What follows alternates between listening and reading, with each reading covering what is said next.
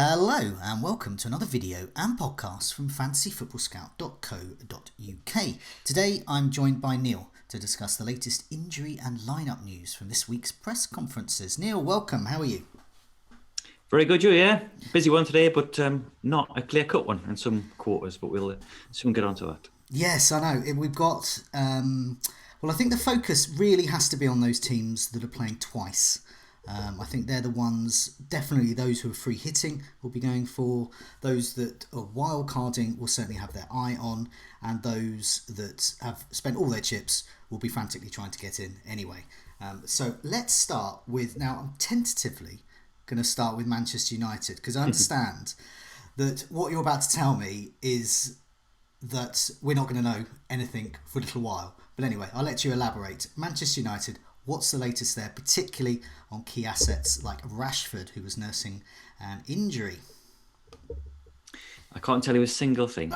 Can you tell me when I might know? Well, we don't really know to an extent, because originally Solskjaer had his press conference scheduled for today. Now, once he was appointed permanent manager yesterday, that got shifted till 4 p.m. on Thursday.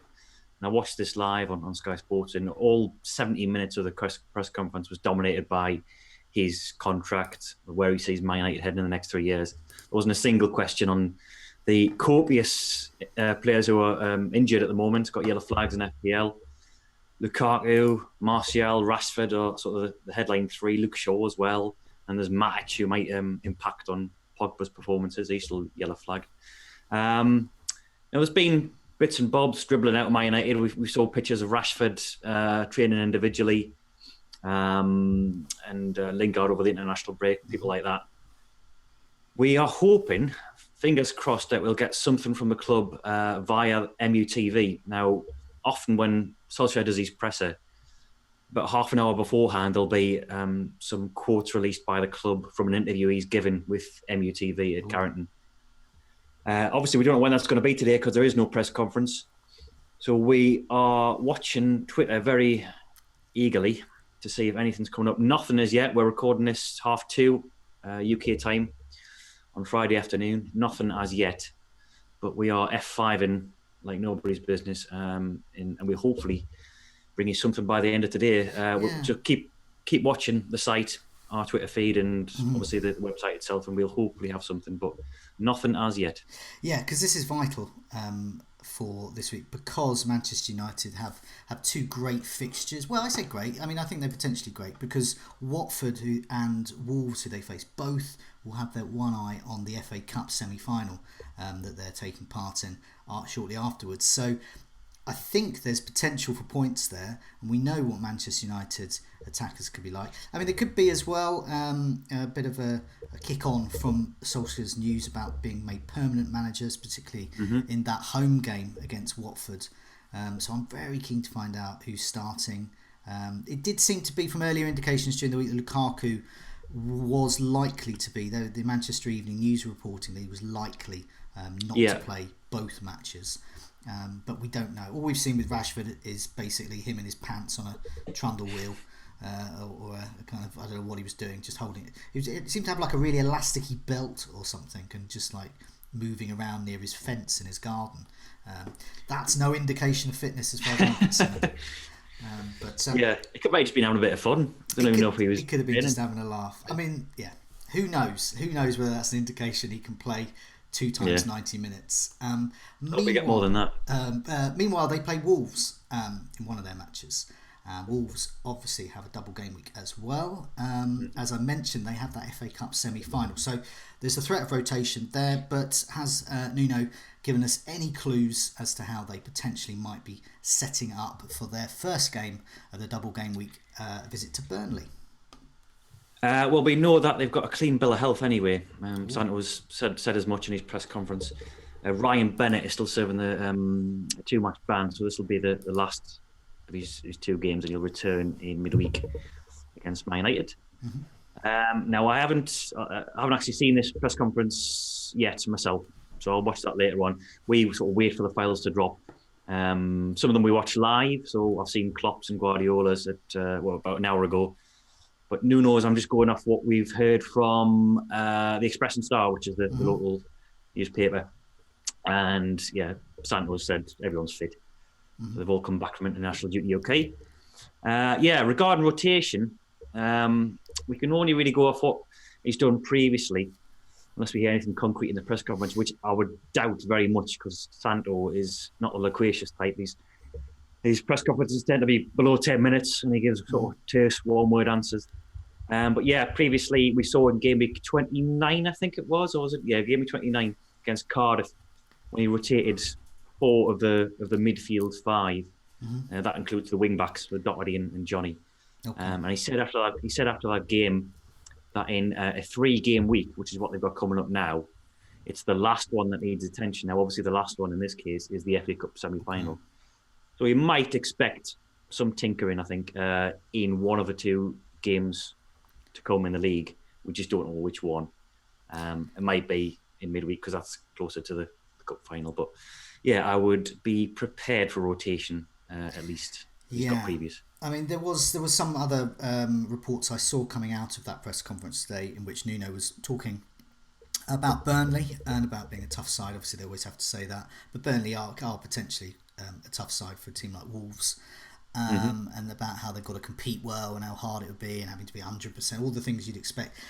That to me indicates that it's likely that whoever is fit will, from the main 11, the usual starting 11 will actually play, and they'll go for that. And there's a possibility of some rotation a bit later. I'm currently going to field Jimenez. Are you? I think mainly because yes, he played for Mexico, but he only played the first game there, and he has had a break. I know he's had the flight back from California, where that match was, but he didn't play. So he only played 90 minutes out of possible 180. And some people think, because most of us, when we travel by plane, we sit very cramped. We've got children screaming at us. It's all very fraught and painful. When these footballers travel back, they basically travel back on a massive double-sized king-size bed in the middle of a plane with about 4 people on it. And that's, I suspect he was in the lap of luxury. You would hope so anyway. Well, yeah, plus I think I mentioned this on the Scoutcast on Tuesday. I can't remember if I did or not. He started every game after an international break previously. So they think we've had 3 internationals this season, and he's come back and started in every game after that. So there's no reason to suspect he won't.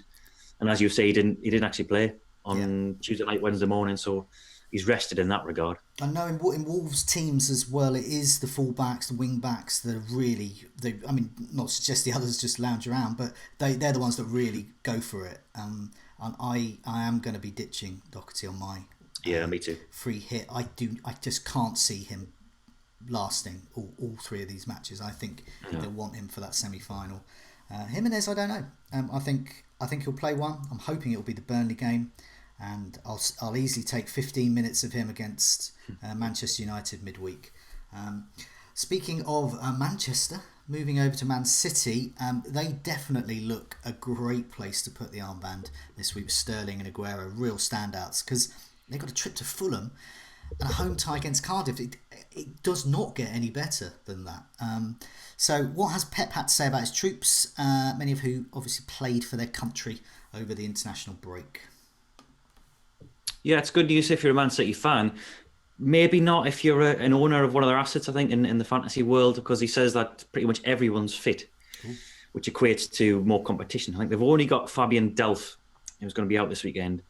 So we've even got Benjamin Mendy, the long-forgotten Benjamin Mendy, coming back into contention. Pep says that he's trained last 3 days. His reaction on his knee is absolutely fine. So he's going to be in contention to play. Maybe not this weekend, but certainly between now and the end of the season. So they've got Fernandinho back. They've got De Bruyne back.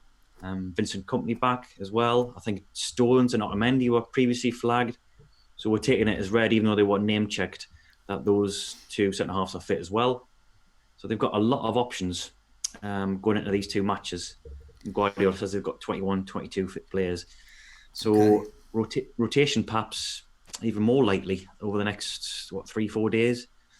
I know we mentioned on previous videos this week about Aguero and Sterling. David gave an interesting stat. Apart from Edison, Aguero is the most trusted to start in recent game weeks.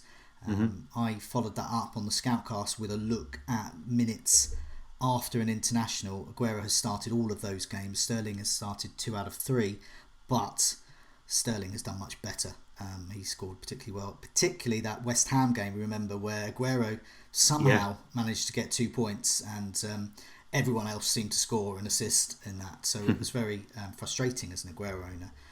But that's the kind of damage they can do. I'd expect, I mean, they're obviously 2 of the first names on the team sheet, but with an FA Cup and with Champions League coming up, we don't know. It seems there is a possibility there's going to be rest. Now, I know I'm right in saying Pep has mentioned over the last week or two the need for the full squad, so which would indicate rotation. Jesus, do we think he might get a start in one of these matches? He might do. In a sense, nothing's really changed in that regard because he was fit before the international break as well. He has played for Brazil twice, but only as a substitute, I think. I don't think he quite gets on with his national team coach. Scored twice off the bench on Tuesday, I think. So yeah, he might get a start. As you say, they've got the FA Cup semi-final at the back end of these 2 matches in the Premier League and then the Champions League as well. So yeah, it could be any amount of permutations in the front three. The fact that they've got De Bruyne and Fernandinho back as well means that Bernardo can push forward into that right wing position as well. Wow. So that sort of affects Mahrez and Sané as well. So yeah, lots of options for Guardiola, which is what he wants, but not necessarily what we want. No, okay. At least we've got some news there. At least one Manchester club's giving us some news. Chelsea. Now, Chelsea interests me because they've got 2 great fixtures, Cardiff and Brighton. But I know Sarri's had quite a bit to say about one of his bargain basement assets, Hudson-Odoi. He's 4.2, who's excelled for England. And he's also been speaking about tiredness, which includes a mention of Hazard. So, yeah, what's Sarri been saying? Well, he didn't have a choice about talking about Hudson-Odoi because every other question in the press conference was about him. He showed remarkable restraint when he was just basically posed with the same question about 12 times about whether Hudson-Odoi is going to start. And he says he has been starting. You know, he doesn't differentiate between Premier League and Europa League. I think he has played a couple of games in Europe. He said that like over the next 28 days, I think Chelsea's got 8 games, I believe he said. So he expects Hudson-Odoi to start 2 or 3 of those. Now, he did also say, which might be of interest to Hazard owners, that Hudson-Odoi enjoys playing on the left more. And he added that he'd sort of seen a bits of the England game. He didn't think Hudson-Odoi did very well on the right. As soon as he switched to the left, he played much better. So, yeah, obviously Hazard plays in that left flank position for Chelsea. He does say that he expects Hudson-Odoi to start 2 or 3 of the next 8. That could be the Europa League games. You know, the 2 Europa League last 16 or quarter-final matches. I can't remember what stage they're at. So we don't, know when he's going to play. Chelsea have got 3 games in a week, I suppose, coming up. They play in game week 33 as well. And on top of all that, I think the Moose of TalkSport fame asked Sarri if the international break benefited these players. So, Barkley and Giroud having game time for their respective countries. And he says, we've got some players who are a little bit tired now. And he name-checked Kante, Giroud and Eden Hazard. So he says it's very different to October when they were playing in the internationals then, because they weren't fatigued as much. And he only had the squad together for the first time yesterday. And he says he saw some tired bodies out there. So, yeah. Little notes of caution, perhaps, if you're a Hazard owner in particular. I don't know that, because also Hazard is a really viable captaincy shout against Cardiff and Brighton. I don't like that. I don't like to hear that at all.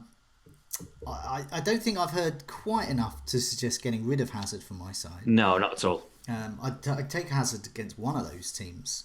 He scored 33 points against them in the reverse fixtures, and he too good. But note of caution, a worry. Now Palace play twice as well. I understand Roy has had a few things to say about some of their notable injury doubts. So what's Roy been saying?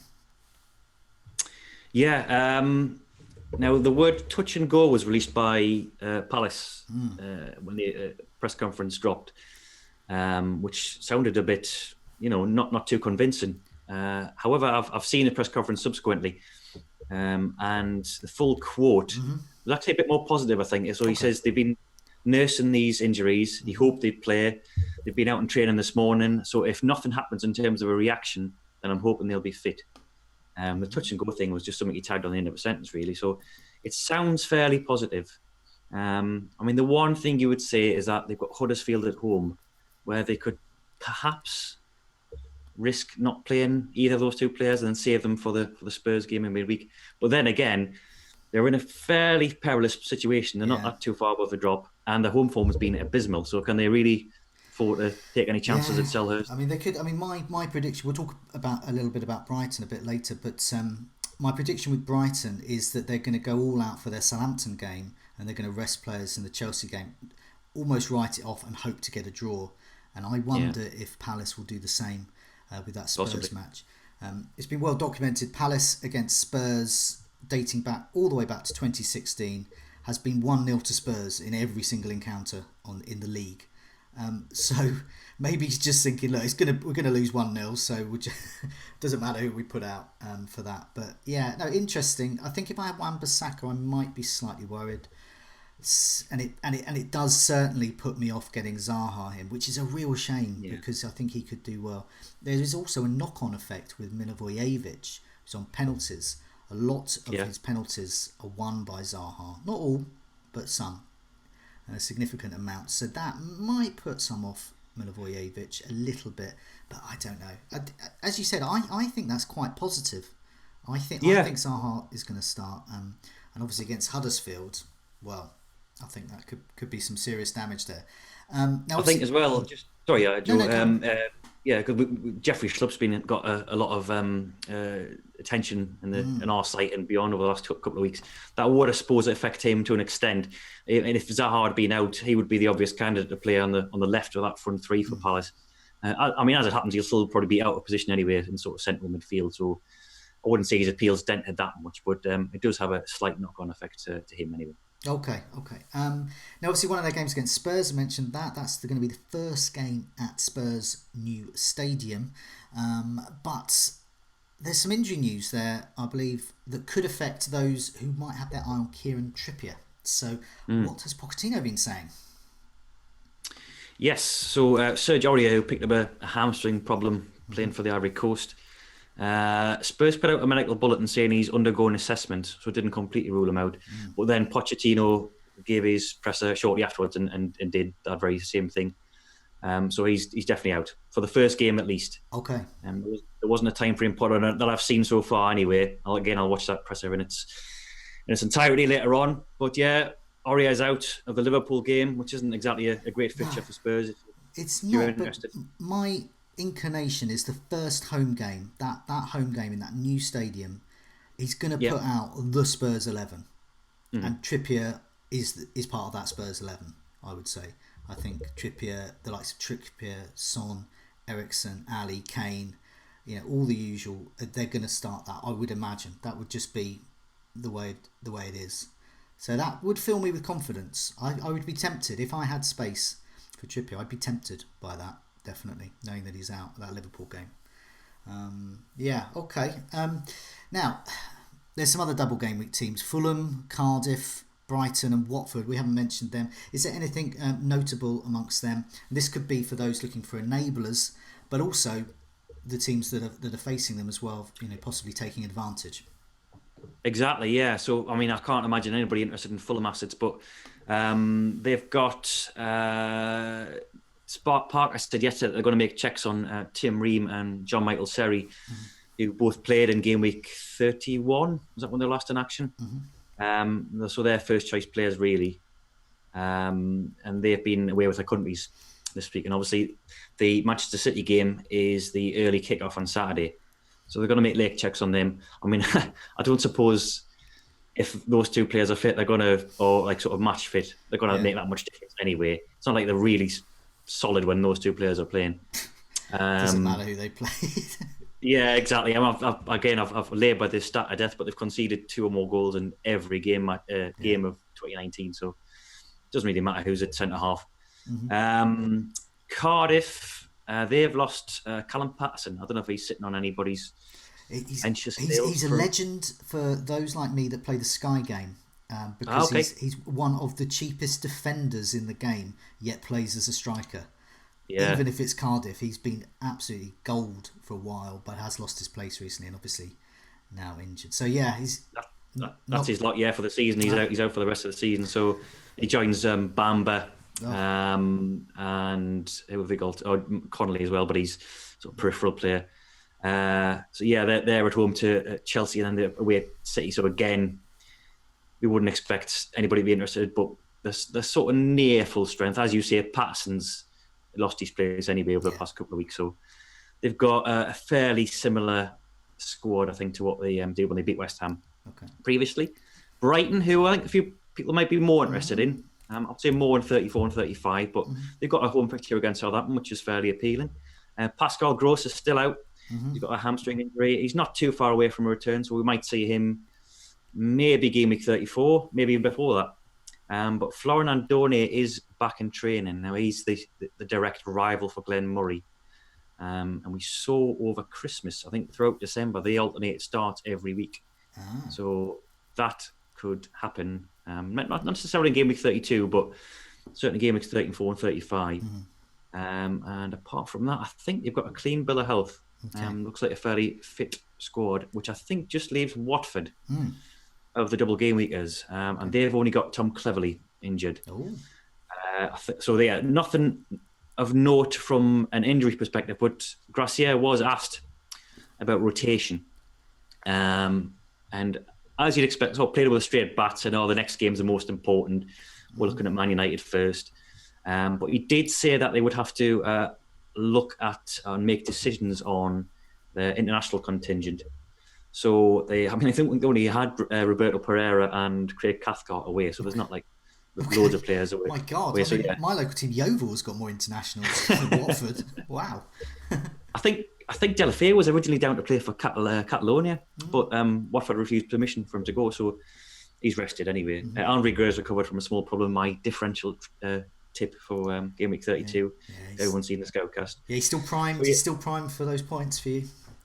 Yeah, we discussed this again at length on Tuesday. I think we will perhaps see rotation at Watford. He changed 7 players of his starting 11 in game week 30 against Man City before the FA Cup quarter-final. So he might do something similar in one of the next 2 fixtures. But on an injury front anyway, they're almost fully fit. That would be annoying if it's the second fixture. I've seen Delafeu in a lot of teams, and I'm not sure he's going to start both. Watford travel to Manchester United, and then they've got a home game against Fulham.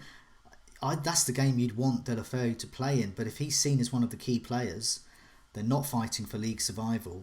An FA Cup final or an FA Cup victory would be, a sensational achievement for a team like Watford, who ordinarily would be just pushing perhaps for a Europa League place.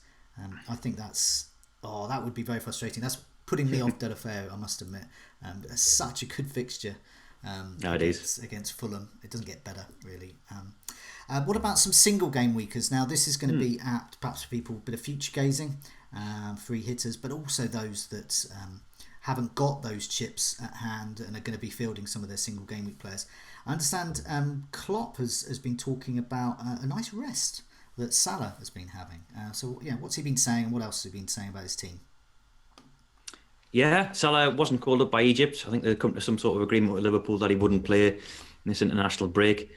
And said that the breaks benefited Salah. He said he's gained a bit of freshness. They obviously have been training in that time, but the intensity is not as high when you're not preparing for a match. So those were fairly positive words, I think. And I didn't mention before, actually, Spurs have got some problems in defensive midfield as well. So this would, of course, be sod's law for the free hitters if Salah returned to form against Spurs and hit a double-figure haul after the weeks of misery. Like his Bournemouth game. He was exactly. well dumped and then came back with a huge score. Oh no. He's in my normal team and he's not in my free hit team. I'm just gonna forget he exists for a week. I'm gonna pretend I never had him. Well, it can't be as bad as Bournemouth when I sold him just before that match and he scored a hat-trick. So anything beneath 20 points is fine by me.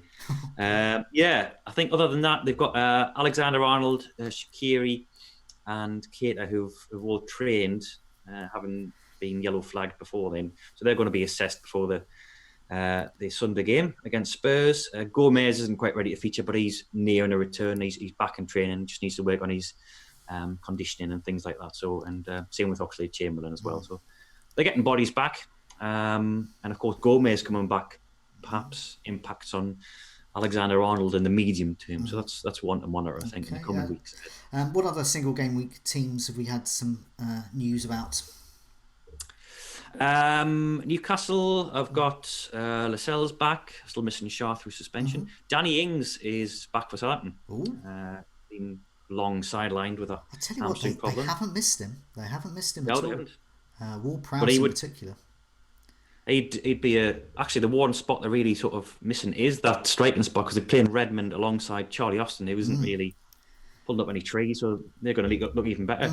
I think they've got a double game, haven't they, in 35? They have. Ward-Prowse I'm looking at. Perhaps Danny Ings, but it's fitness with him, but if he's going to start too, he can do damage. Again, that's a nice little audition period, isn't it, the next couple of weeks. West Ham, Nasri's a doubt with a calf problem. Other than that, nothing much to report. Arsenal's got a few minor problems. Xhaka and Ramsey, they're going to assess. Bernie Goodmanson's a doubt, as he always is. And Everton have got Yerry Mina out for quite some time, I think, because he's picked up a hamstring problem with Colombia with the international break. And that might bring us up to speed, I think. Okay. Well, thanks so much for that. Now, just for those that perhaps tuning in the middle of the stream, we did discuss Marcus Rashford earlier, in that we have nothing to discuss because the press conference for Manchester United was dominated by Solskjaer's permanent appointment yesterday. But we understand, I think this is right, we understand that there's going to be an MUTV interview or quotes or something like that released about we hope so. Team. And we're hoping that will include all of the other stuff that Solskjaer didn't talk about yesterday. But for now, Neale, thanks so much for that. Reminder to everyone, keep an eye out on the site, keep an eye out on our Twitter feed. We'll have all of the up-to-date. As soon as we get any news about anything, we'll post it up there. But for now, Neale, good luck with the game week, and thanks very much. Yep, see you soon, Joe. Bye-bye. Cheers.